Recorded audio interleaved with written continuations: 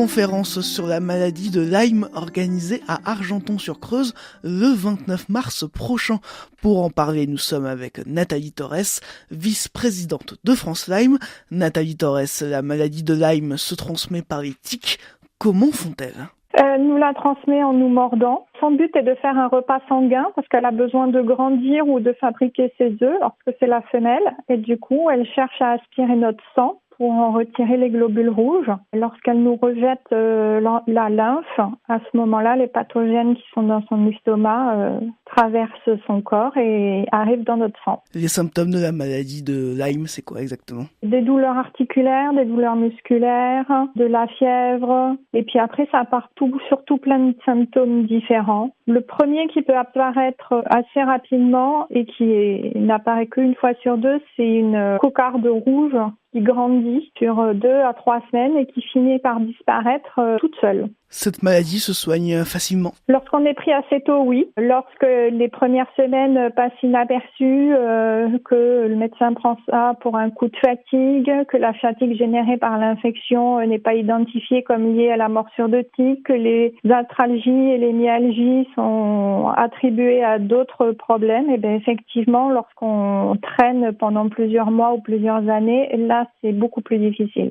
Parce qu'on peut la traîner pendant plusieurs années. Ah ouais, bien sûr. Il y a des gens qui ont des errances de 10 ans, 15 ans, 20 ans, 30 ans. Il y a toujours une bonne raison. Ah ben, vous êtes en burn-out. Ah ben, après, c'est de la dépression. Ah ben, après, vous faites une polyarthrite rhumatoïde. Ah ben, après, c'est une sclérose en plaques. Et puis, à un moment donné, les gens entendent parler des symptômes, du test qui n'est pas fiable. Et du coup, ils vont voir un médecin qui est formé à la détection, à comment les symptômes s'organisent et ils ne prennent pas uniquement un seul organe et là ils s'aperçoivent qu'il y a des symptômes partout dans le corps et que donc ça vaut le coup de chercher une maladie vectorielle à tiques. Et lorsqu'on a cette maladie pendant 10 ans ou plus, quelles conséquences alors pour la santé vraiment ? Ah ben la santé devient très chancelante, les gens sont tout le temps fatigués, épuisés, ils ne récupèrent plus, ils ne dorment plus la nuit, ils sont perclus de douleurs, de migraines, d'inflammation ophtalmique, de problèmes avec des gros genoux, des gros coudes, des grosses épaules et qui sont résistantes au traitement. C'est un gros problème pour leur vie familiale, professionnelle parce que du coup,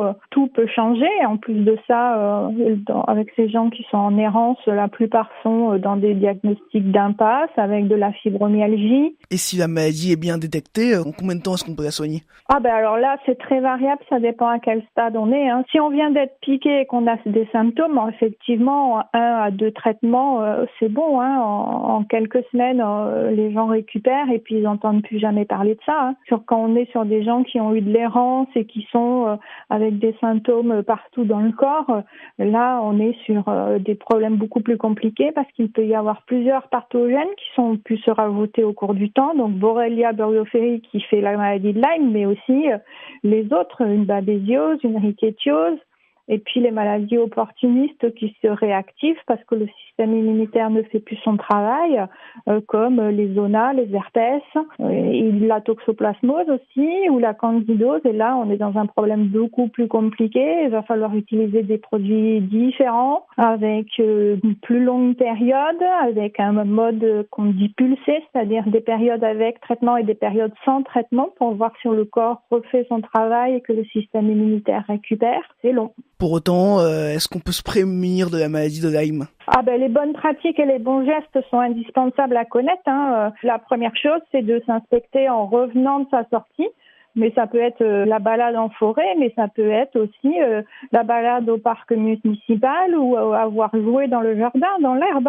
Se protéger correctement en mettant des vêtements longs, clairs, uniquement parce que nous, on voit mieux la tique sur le vêtement clair que sur le vêtement foncé. S'inspecter au retour, c'est très, très important. Et les vêtements, lorsqu'on est sur une randonnée ou sur une activité extérieure, les mettre à sécher pour que si la tique est dans les vêtements, elles sortent du vêtement et les laver. En France et dans le Berry, la maladie de Lyme, c'est une maladie courante ? Courante centre est sous-estimé. L'INVS indique que la région centre, le Limousin sont des régions endémiques. Étant donné que les critères d'inclusion pour faire partie de ces statistiques sont sous-estimés, il faut avoir un érythème migrant. Et sachant qu'il n'y a qu'une personne sur deux qui a un érythème migrant lorsqu'ils ont une infection à maladie de Lyme. Donc effectivement, on peut considérer qu'il y a au moins 50% des gens qui passent au travers. Pourquoi la région centre est particulièrement touchée alors ? Toutes les régions de France sont touchées. Aussi, c'est en fonction des modes de déclaration, du nombre de médecins qui s'intéressent au sujet. Par exemple, dans un des papiers les plus importants de l'INVS qui s'est intéressé à la maladie de Lyme, suivant le département, il n'y avait aucun médecin qui faisait remonter des données. Donc automatiquement, c'est un département sans données. Donc c'est un département mis à zéro. Sauf que c'est pas la réalité. C'est juste un département sans statistiques. Donc, c'est des chiffres qui sont biaisés par le mode de récupération des informations. Votre conférence s'intitule La vérité sur la maladie de Lyme.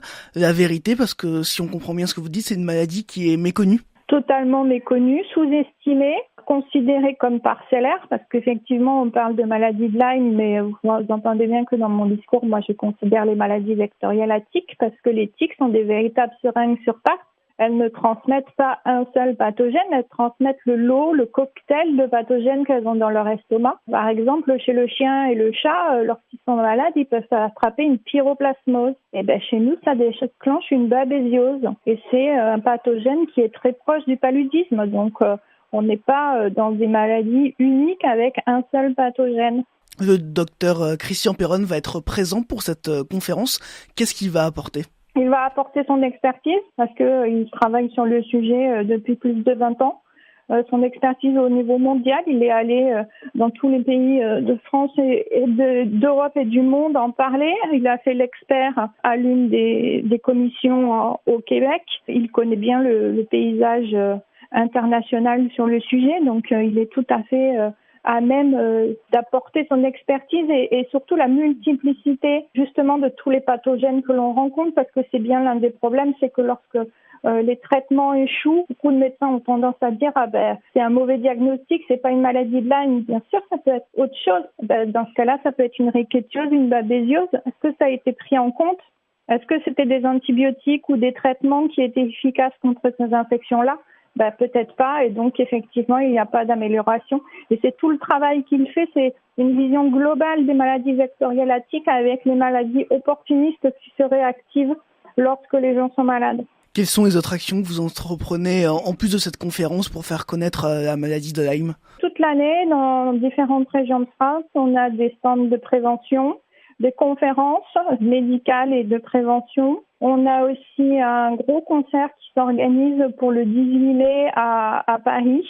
Le 18 mai est la journée nationale contre la maladie de Lyme et contre les maladies vectorielles à tiques.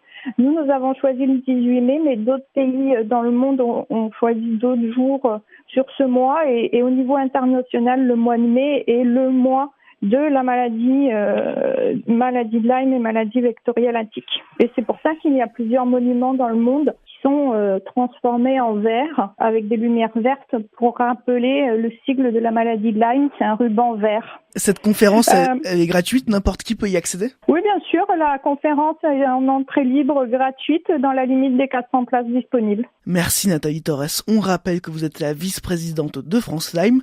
Vous nous parliez d'une conférence sur la maladie de Lyme organisée à l'espace Jean Frappat d'Argenton-sur-Creuse le 29 mars prochain à 20h.